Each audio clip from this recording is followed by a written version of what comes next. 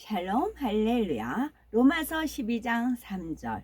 내게 주신 은혜로 말미암아 너희 각 사람에게 말하노니 마땅히 생각할 그 이상의 생각을 품지 말고 오직 하나님께서 각 사람에게 나누어 주신 믿음의 분량대로 지혜롭게 생각하라. 아멘. 시편 37편 4절. 또 여호와를 기뻐하라. 그가 네 마음의 소원을 네게 이루어 주시리로다. 아멘. 믿음의 분량 26번째, 믿음의 5단계 7번째입니다. 믿음의 5단계, 온 영의 사람들에게 임하는 축복에 대해서 증거하고자 합니다. 첫 번째, 믿음의 1단계에서 5단계까지 요약을 합니다. 복음을 듣고 믿음으로써 성령을 받으면 구원받을 수 있는 믿음의 1단계에 들어섭니다. 점차 하나님의 말씀을 듣고 배워서 행하려고 노력하기 시작하면 믿음의 2단계에 들어서게 되지요. 그 마음에 하나님이 믿어지고 인정되므로 하나님의 말씀을 들으면 순종하려고는 하지만 어떤 것은 순종하고 어떤 것은 순종하지 못합니다. 좀 더 믿음이 자라서 3단계에 들어서면 어느 정도 말씀대로 지켜 행할 수 있는 능력이 생기게 됩니다. 힘들고 어렵게 말씀을 지키는 것이 아니라 자연스럽게 말씀대로 행할 수 있는 안정적인 믿음의 단계에 접어드는 것이지요.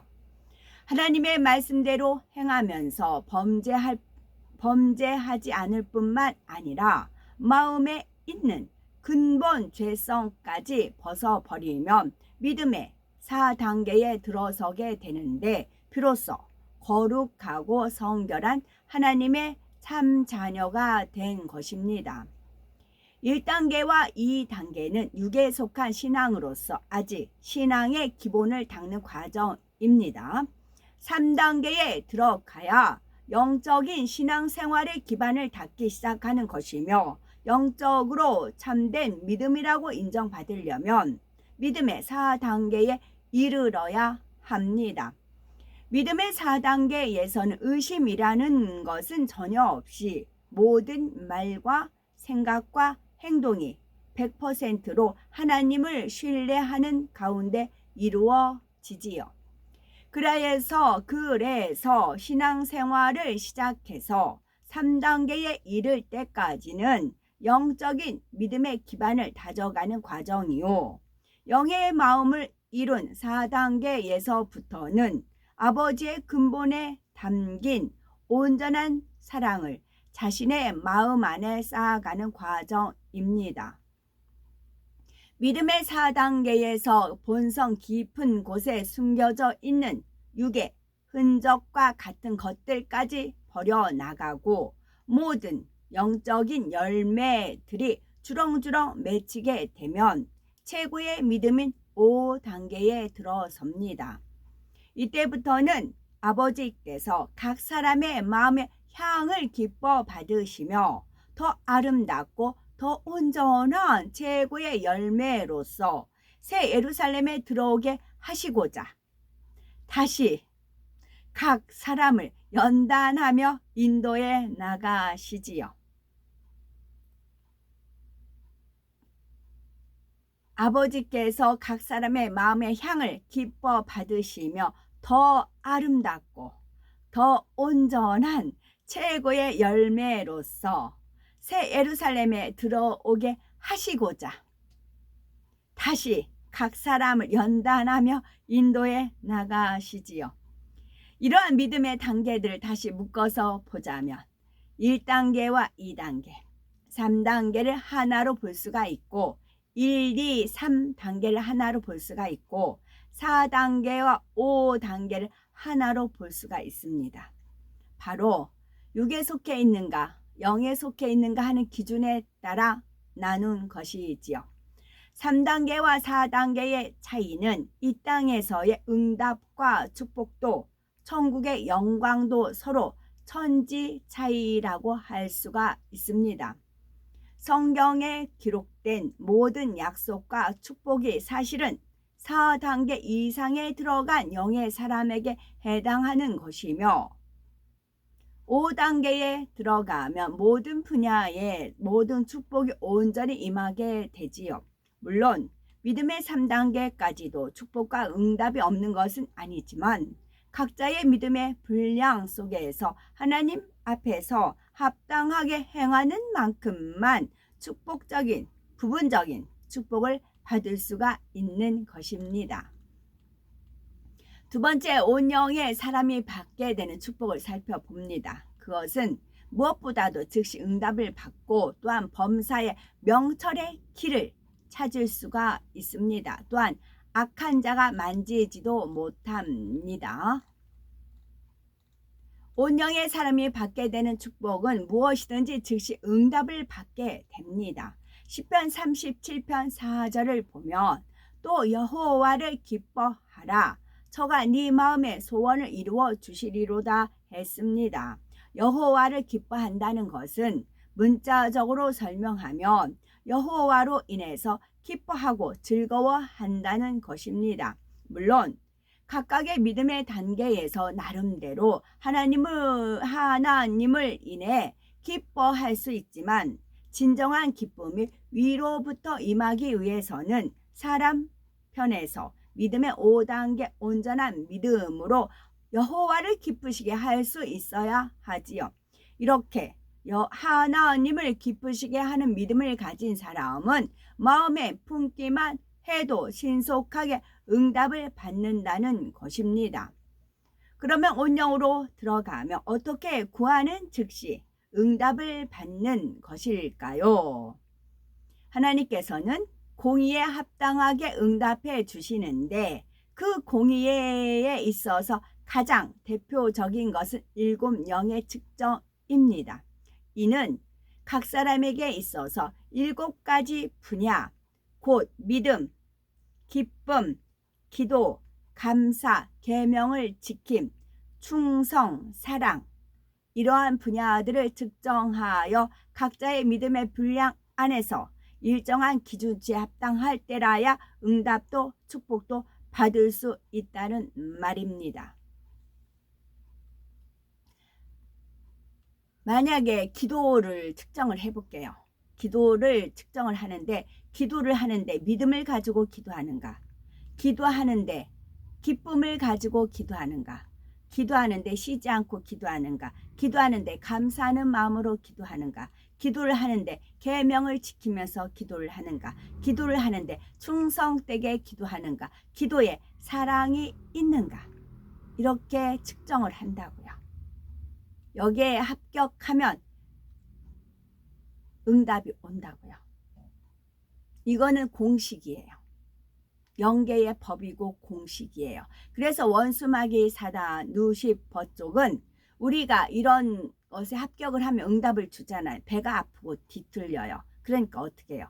자꾸 어그러지게 환경을 만들고 그렇게 하지요. 그래서 믿음이 있어야 되고 기쁨, 기도, 감사, 계명 지킴, 충성, 사랑.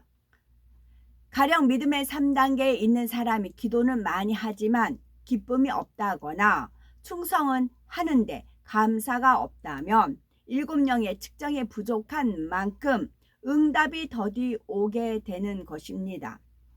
그런데 온영으로 들어온 사람은 성결되어 하나님과의 사이에 죄의 담이 없을 뿐만 아니라 진리의 열매들이 마음에 온전히 채워져 있기에 7영의 측정의 모든 분야에서 합격점을 받게 되지요. 그러니 즉시 응답이 임하는 것입니다. 더구나 아버지를 꼭 닮은 마음 가운데서 아버지의 마음에 합당한 것만을 구하니 매번 넘치도록 응답을 받아도 공의의 법칙에 전혀 어긋나지 않는 것입니다. 아버지의 마음에 합당한 것만 구하니 아버지 마음에 합당한 것만 구하니 매번 넘치도록 응답을 받아도 공의의 법칙에 전혀 어긋나지 않는 것입니다. 자, 찬양을 한번 예를 들어볼게요. 제가 찬양을 시방을 많이 동참을 하니까.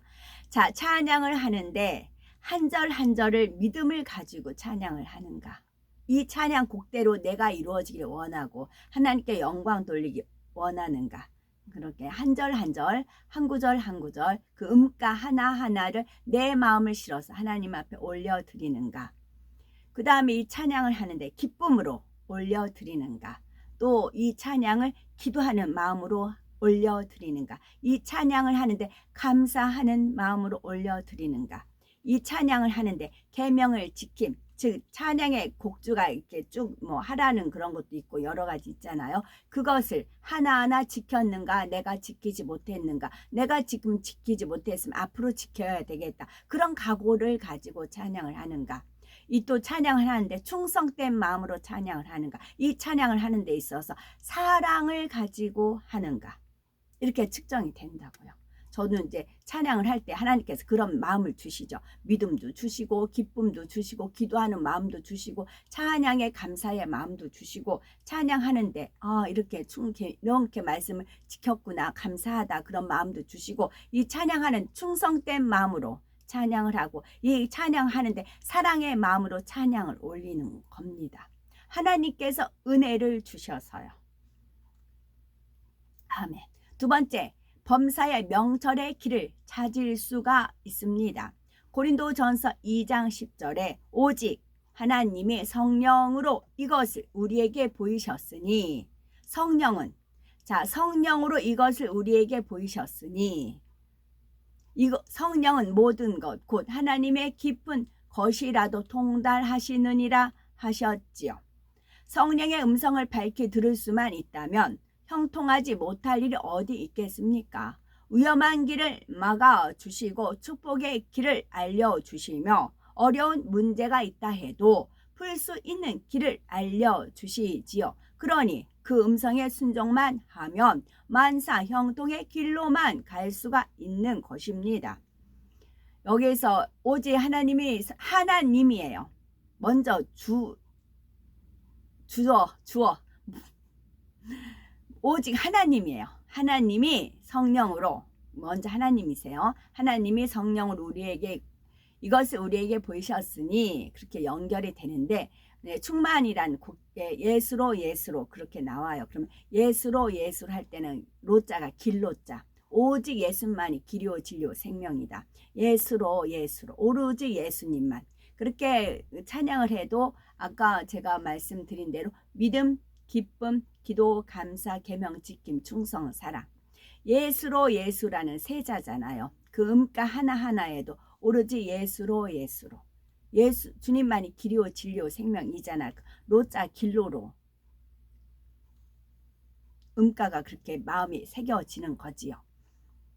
그래서 예수로 그것이 이제 믿음의 고백이 되고 또 기쁨의 고백이 되고 기도의 고백이 되고 감사의 고백이 되고 그렇게 계명을 지키는 고백이 되고 충성의 고백이 되고 사랑의 고백이 되는 겁니다. 예수로 그 세 자가만 가지고도요. 그런데 마음에 제약이 버려진 만큼 비진리가 없는 깨끗하고 맑은 마음을 이룬 만큼 성령의 음성도 밝히 들을 수가 있고 주관도 받을 수가 있습니다.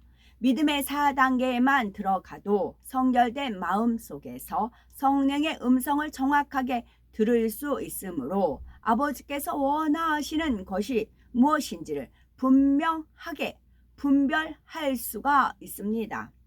더 나아가 믿음의 5단계에서는 아버지께서 그것을 왜 원하시는지 아버지의 마음과 뜻을 밝히 알게 됩니다. 5단계 안에서도 더 깊은 차원에 들어갈수록 아버지의 의도하시는 바에 맞는 방법론까지도 100% 온전하게 깨달아지는 것입니다. 5단계 안에서도 더 깊은 차원에 들어갈수록 아버지의 의도하시는 바에 맞는 방법론까지도 100% 온전하게 깨달아지는 것입니다. 요셉은 어린 나이에 형들의 시기 질투로 인해 애굽의 종으로 팔려갔습니다. 이런 상황 속에서도 하나님의 섭리 가운데 모든 역경을 이겨내고 애굽의 총리 자리에까지 올라갔고 자신을 팔았던 형들을 22년 만에 다시 만나게 되었지요. 이때 요셉은 어떻게 해야 형들을 중심에서 회개하게 할 수 있는지 그 방법론까지도 깨우쳐서 행하는 것을 볼 수가 있습니다. 가령 그 자리에서 자신을 밝히고 자신의 권세로서 형들을 회개하게 할 수 있지만 그것은 마음 중심에서 돌이키고 회개한 것이라고 볼 수가 없습니다. 그러기에 요셉은 형들이 자신들의 잘못을 온전히 돌이키고 회개할 수 있도록 치밀한 작전을 쓰지요. 자신의 신분을 밝히지 않은 채로 형들을 잠시 가두어 두기도 하고 형제들 중에 한 명을 인질로 잡기도 하며 막내 동생을 도적으로 몰아가는 등 여러 가지 상황을 엮어갑니다. 그런 과정에서 형들은 형제의 소중함을 느끼게 되고 자신들이 과거에 동생을 팔았던 것을 상기하며 마음에서부터 진실한 회개를 하게 되지요. 그렇게 되기까지 모든 상황을 만들어 나가는 요셉의 말 한마디 행동 하나가 얼마나 놀라운 지혜와 명철 속에서 나오는지요. 이처럼 하나님의 깊은 것까지 깨달음으로 온전한 명철 가운데 방법론까지 주관받는 것이 바로 믿음의 5단계에서 체험하는 성령의 역사입니다. 세 번째, 악한 자가 만지지도 못합니다. 믿음의 5단계 온영으로 들어간 사람에게는 질병균이나 약한 것이 틈타지 않고 다른 사람의 질병이나 약함도 능히 고칠 수가 있습니다. 귀신도 능히 쫓아낼 수 있지요. 거룩하고 온전한 마음에서 나오는 영적 권세로 인해 온영으로 들어간 사람에게는 어떤 어둠의 세력도 해를 입힐 수가 없습니다. 그래서 요한일서 5장 18절에는 하나님께로서 난 자마다 범죄치 아니하는 줄을 우리가 아노라. 하나님께서 나신 자가 저를 지키심에 악한 자가 저를 만지지도 못하느니라 하셨지요. 예수님께서도 때가 되어 잡히시기까지는 악한 사람들이 아무리 예수님을 미워해도 예수님 앞에서 직접 욕하거나 대적하지는 못했습니다. 물론 온영으로 들어간 사람에 대해서도 원수마귀 사단 편에서는 회방하거나 포기하거나 가만히 있지는 않습니다. 원수마귀 사단 편에서는 회방하기를 포기하거나 가만히 있지는 않습니다. 이 땅에서 자기들에게 주어진 권세 속에서 어찌하든 시험거리를 만들고자 하며 하나님의 나라를 이루지 못하게 회방하려고 끊임없이 시도를 하지요.